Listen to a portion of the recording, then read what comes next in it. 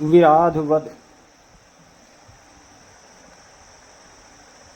विराधवध। दंडक वन में विराध वध। विराध एक राक्षस था। सीता और लक्ष्मण के साथ राम ने दंडक वन में प्रवेश किया। वहाँ पर ऋषियों मुनियों के अनेक आश्रम दृष्टिगत हुए।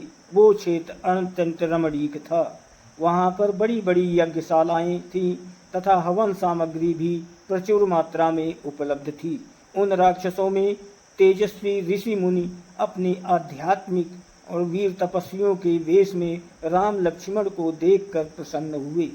राम सीता और सीता का समुचित सत्कार करने के पश्चात वे बोले, हे राघव, यदि आप वन में हैं किंतु आपके होते हुए आप ही यहाँ के राजा हैं, हम वनवासियों की रक्षा करना आपका परम कर्तव्य है। आत्मचिंतन में व्यस्त रहने वाले यहाँ के निवासी तपस्वियों को दुष्ट राक्षस निर्विघ्न रूप से ईश्वर आराधना नहीं करने देते। वे उनकी तपस्या में विघ्न तो डालते ही हैं, साथ ही साथ निरपराध तपस्वियों की हत्या भी कर डालते हैं। इसलिए हम आपसे आग्रह करते हैं कि हे रघुनंदन, आप उनसे हमारी रक्षा करें। रामचंद्र ने उन्हें आश्वस्त किया कि वे शीघ्र ही इन राक्षसों का विनाश कर इस क्षेत्र को निरापद कर देंगे।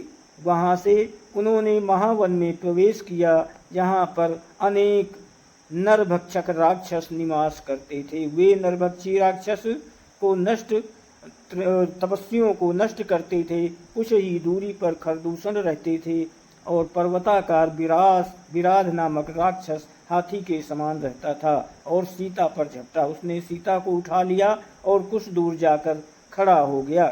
उसने राम और लक्ष्मण को संबोधित करते हुए कहा, तुम धनुष बाण लेकर जंगल में घुस आए हो। ऐसा प्रतीत होता है कि तुम्हें हमारे बारे में कोई कुछ पता नहीं है। तुम दोनों कौन हो? क्या तुमने मेरा नाम नहीं सुना? मैं प्रतिदिन ऋषियों का मांस खाकर अपनी क्षुधा को शांत करने वाला विराध हूँ। तुम यहाँ क्यों आए हो? तुम्हारी मौत यहाँ ले आई है। मैं तुम दोनों का भी रक्तपान करूँगा और तुम्हारी सुंदर स्त्री को अपनी पत्नी बनाऊँगा। उसके दंभयुक्त वचनों को सुनकर राम लक्ष्मण से बोले, भैया, विराध के चंगुल में फंसकर सीता अत्यंत भयभीत एवं दुखी हो रही है। मेरे लिए ये बड़ी लज्जाजनक बात है कि कोई अन्य व्यक्ति उसका स्पर्श करे। पिताजी की मृत्यु तथा अपने राज्य के अपहरण से मुझे इतना दुख नहीं हुआ जितना आज भयभीत सीता को देखकर हो रहा है। मुझे ये भी नहीं सूझ रहा कि इस दुष्ट से सीता की रक्षा कैसे करूं। राम को इस प्रकार दीन वचन कहते सुनकर लक्ष्मण ने क्रुद्ध होकर कहा, भैया, आप तो महापराक्रमी हैं। आप इस प्रकार अनार्यों की भांति क्यों बातें कर रहे हैं? मैं अभी इस दुष्ट राक्षस का संहार करता हूँ।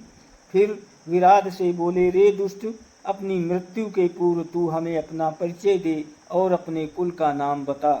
विराध ने हंसते हुए कहा, यदि तुम मेरा परिचय ही जानना चाहते हो तो सुनो, मैं जय राक्षस का पुत्र हूँ। मेरी माता का नाम सतहृदा है। मुझे ब्रह्मा जी ने ये वरदान दिया है कि किसी भी प्रकार का अस्त्र शस्त्र ना तो मेरी हत्या कर सकता है और ना ही उनसे मेरे अंग छिन्न भिन्न हो सकते हैं। यदि तुम इस स्त्री को मेरे पास छोड़कर चले जाओगे तो मैं तुम्हें वचन देता हूँ कि मैं तुम्हें नहीं मारूंगा। विराध के वचनों से क्रोधित होकर राम ने उसे तत्काल तीक्ष्ण बाणों से बेधना आरंभ कर दिया। राम के बाण विराध के शरीर को छेद कर रक्त रंजित हो पृथ्वी पर गिरने लगे। इस प्रकार जब घायल होकर विराध त्रिशूल से राम और लक्ष्मण पर झपटा तो दोनों भाइयों ने उस पर अग्निबाणों की वर्षा आरंभ कर दी, किंतु विराध पर उसका कुछ भी प्रभाव नहीं पड़ा। वे केवल उसके त्रिशूल को ही काट सके। फिर जब भयंकर तलवारों से दोनों भाइयों ने उस पर आक्रमण किया तो वो सीता को छोड़ राम और लक्ष्मण को भुजाओं में पकड़कर आकाश मार्ग से उड़ गया। राम ने लक्ष्मण से कहा, भाई हमें जिस ओर ये राक्षस ले जा रहा है बिना विरोध के हमें उधर ही चले जाना चाहिए, यही हमारे लिए उचित है।